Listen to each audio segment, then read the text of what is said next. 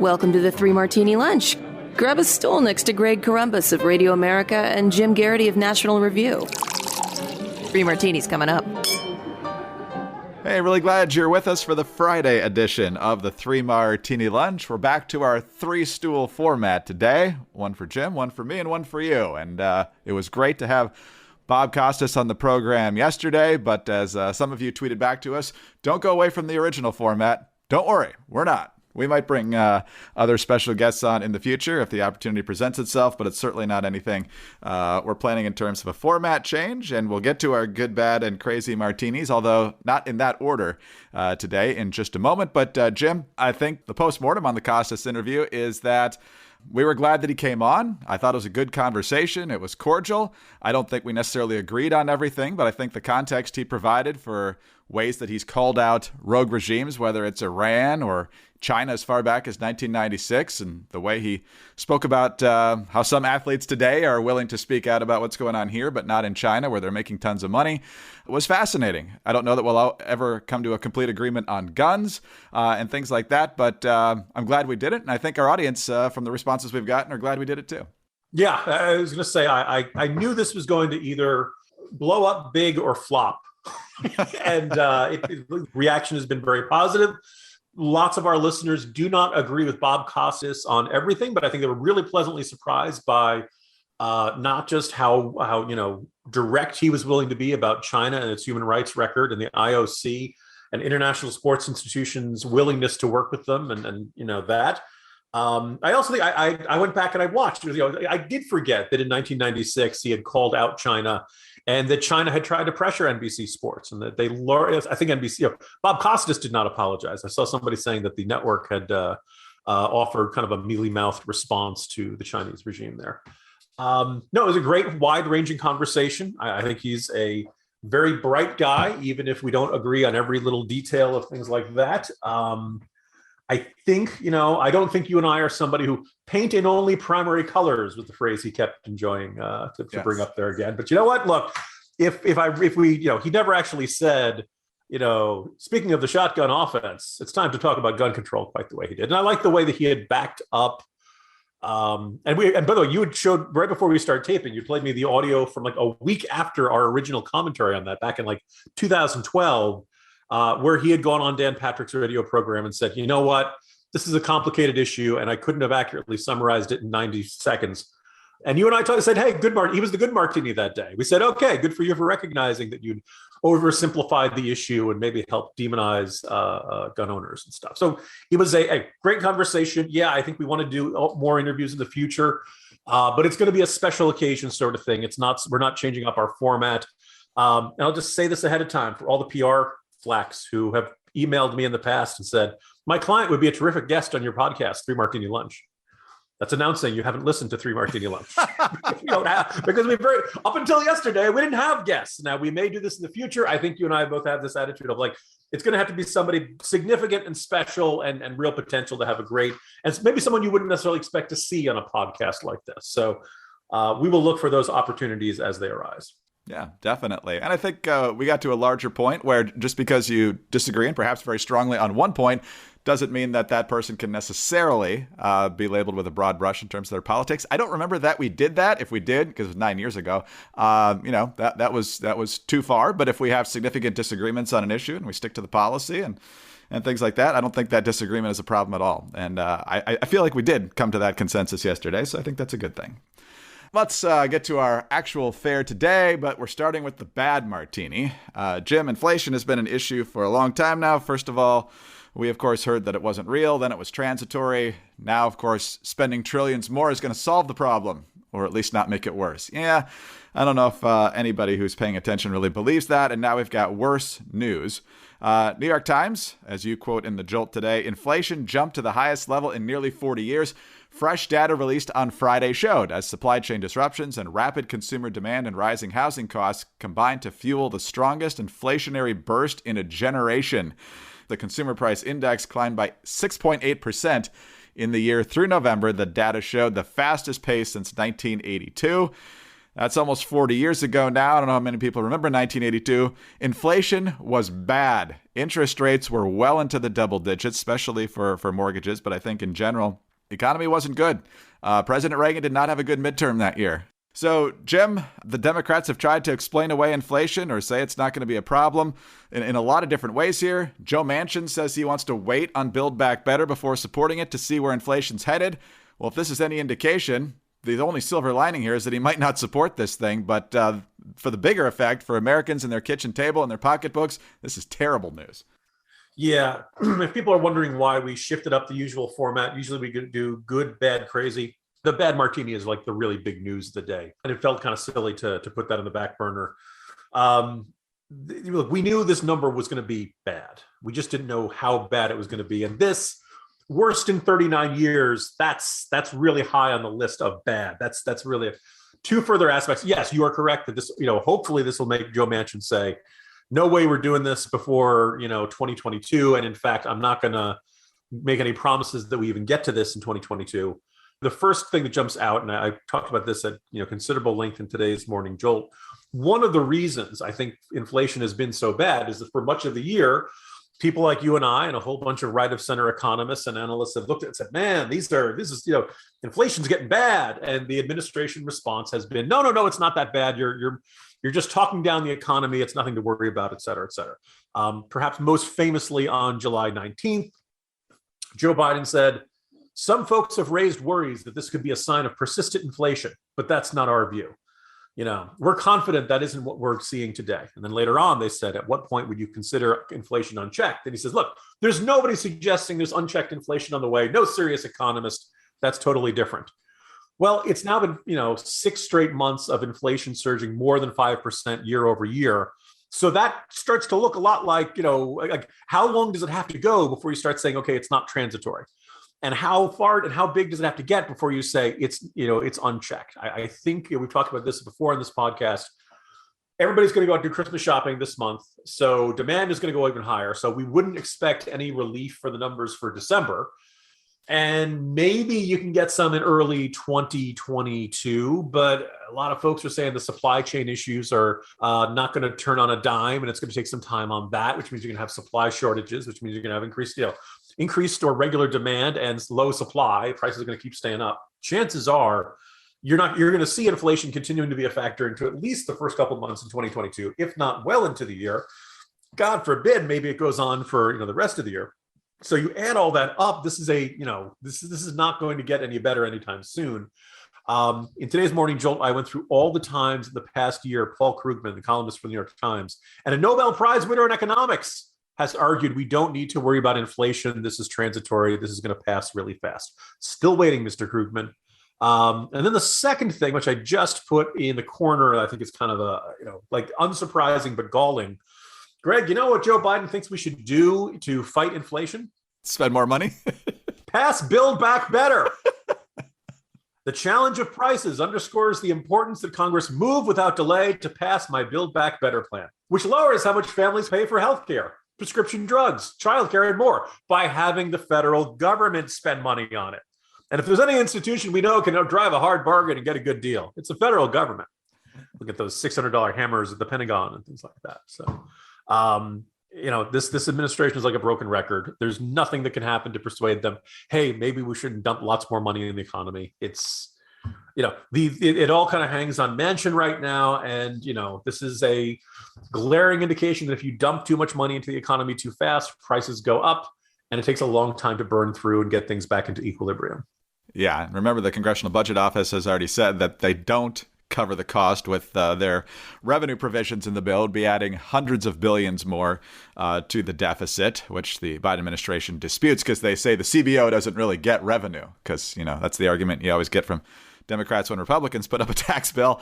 But it's just this Biden plan. Hey, we think the economy's doing well with this report. Hey, we'll make it even better with Build Back Better. Economy stinks. Oh, the only way to get better is with Build Back Better. It's their answer for everything. And it's actually the answer for nothing.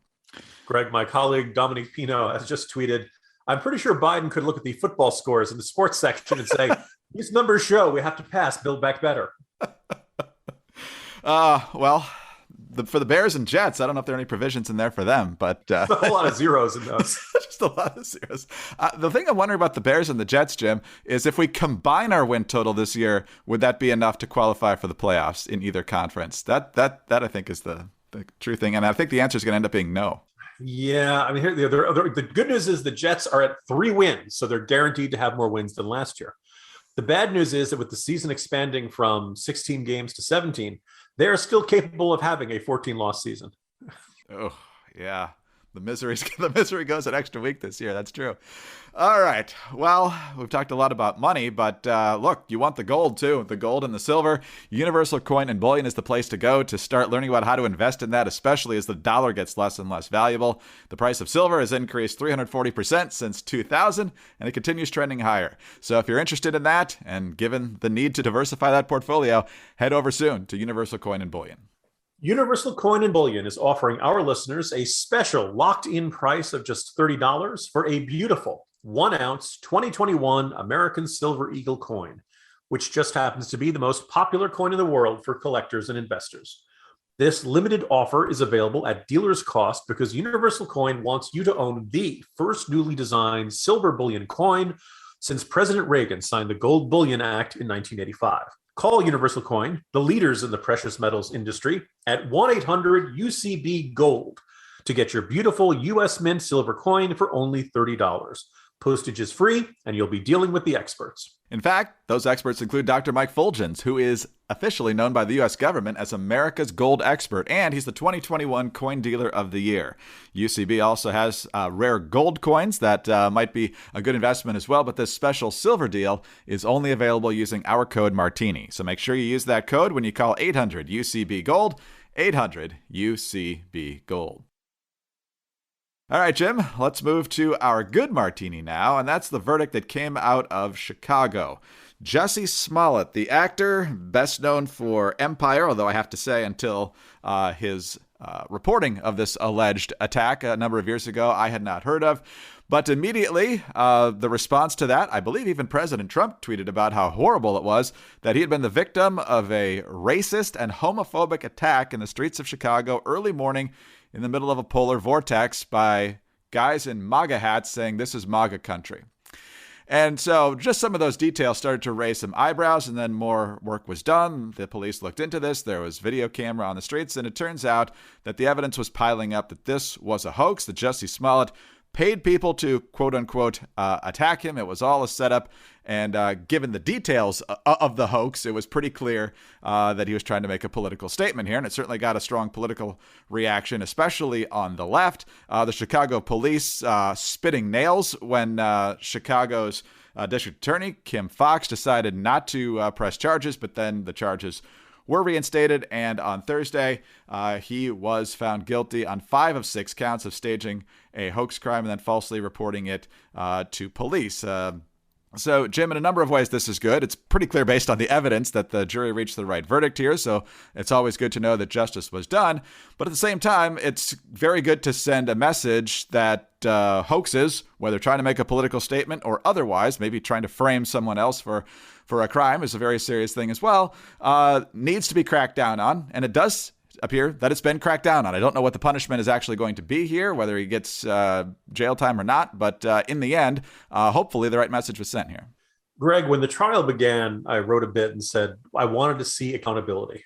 You know, the sentence, yes, he could get jail time. People aren't really expecting that, although maybe with, conviction on 5 of the 6 counts, and this, if the conclusion that he committed perjury during this trial, maybe that does lead to him getting jail time at some point. But one way or another, there had to be some punishment. There had to be some consequence to say, you can't do this because you want attention, because you want to promote your career, or because you want to make people believe that there are angry, rage-filled, MAGA hat-wearing, racist, homophobic Trump fans storming through the streets of Chicago on the coldest night in many years, recognizing Jussie Smollett from his TV show. Hey, it's Jussie Smollett from the Fox hit Empire, where he plays the gay son of the record producer. Let's get him. I love that show. Let's get him.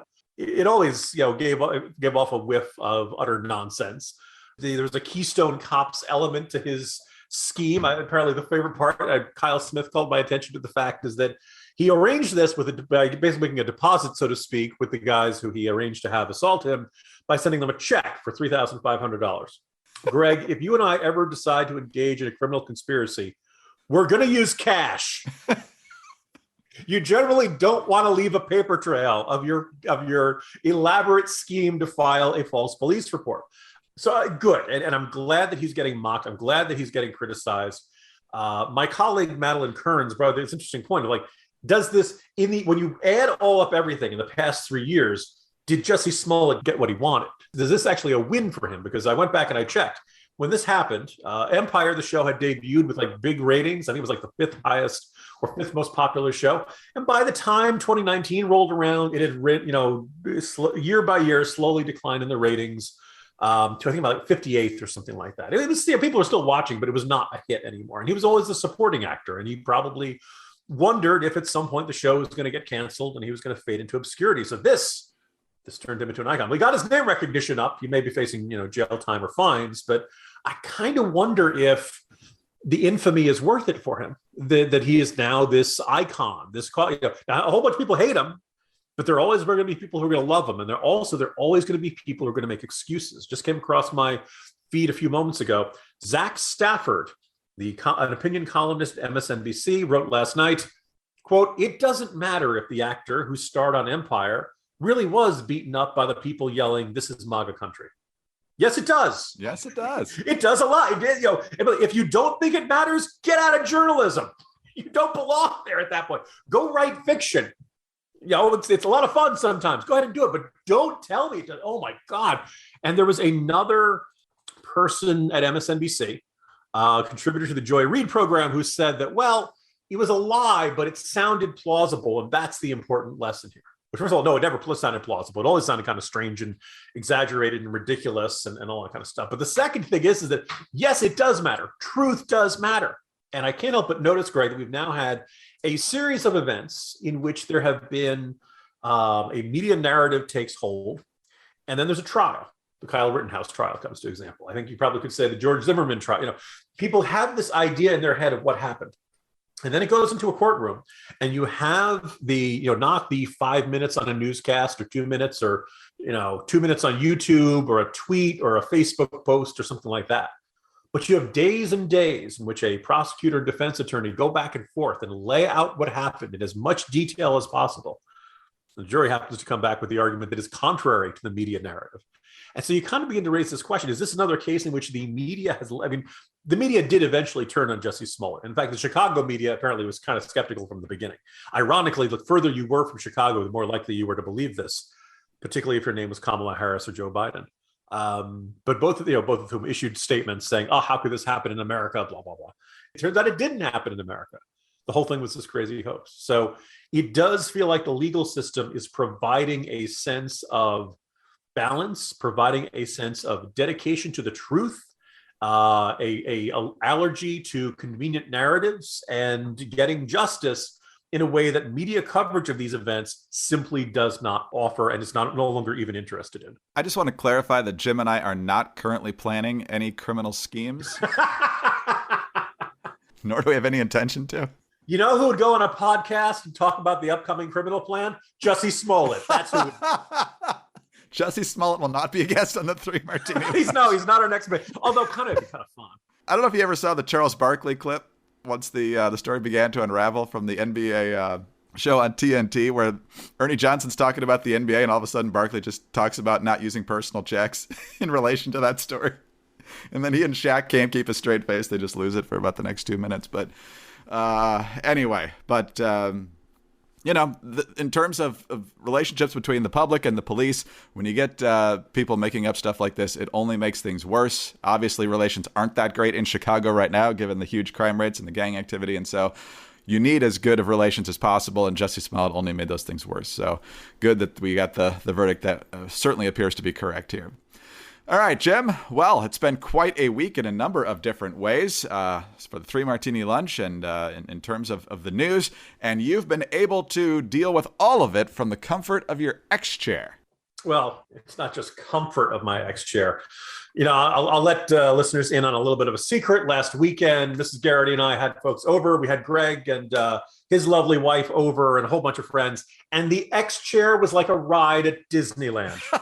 I exaggerate slightly, but everybody, is that the X chair? Yeah, come on and sit it. And people tried out the vibrations. They tried out the heating setting. They tried out the cooling settings. Look, it's obviously great for every day when you go to work. And I've talked about how, it's good on your back, it's good on your shoulders, and how a lot of people probably learned when they started working at home during the pandemic that your kitchen table chair probably wasn't meant for you to be sitting there typing on your laptop for hours at a time.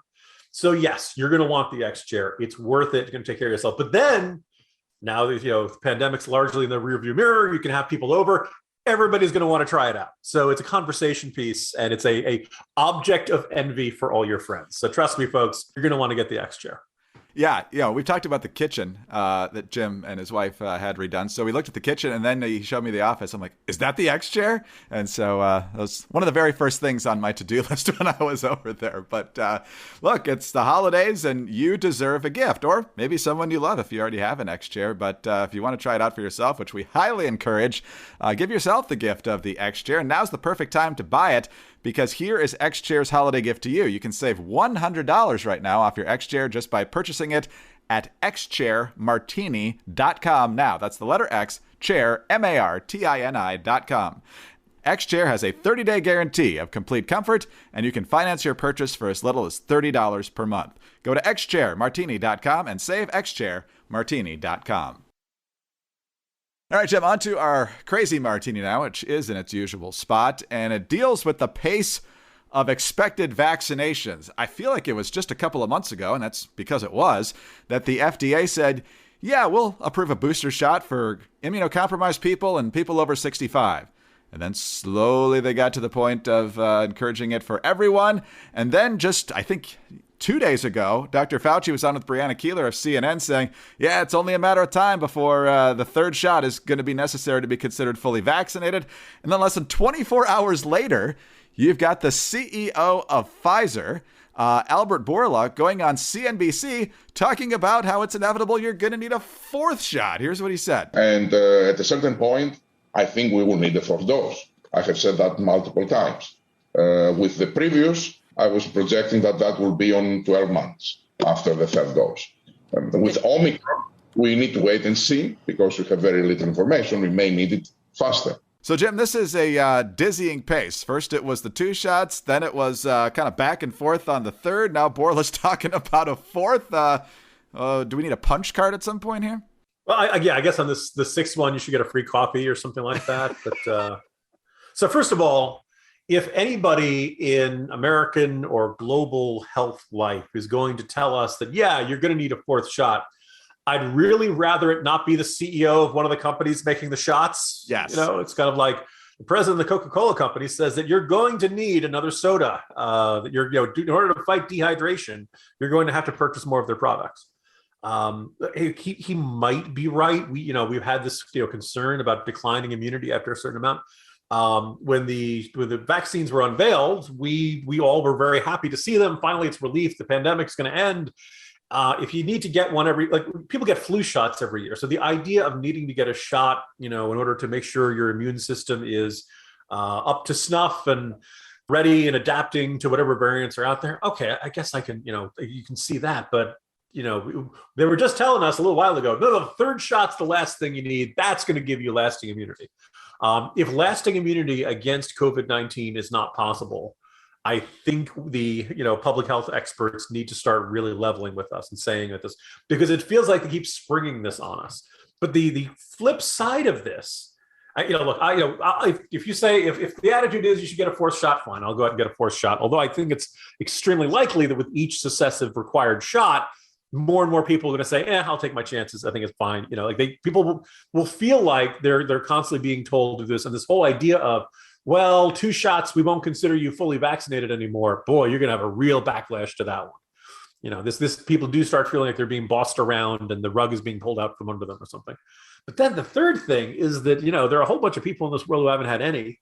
And the World Health Organization is saying, well, you know what? We really should have 2 for everybody before anybody else gets a third one. So The World Health Organization, which you'd kind of like to be on top of these sorts of things, is saying, no, 2 is fine. You don't need any more. Whereas other health experts are saying, currently the U.S. government's attitude is like, you need to get 3. And at some point, if you don't have 3, we won't consider you fully vaccinated. And now the president of Pfizer is saying, actually, you're going to need 4 at least. No, it's utterly insane. There's still no talk of natural immunity.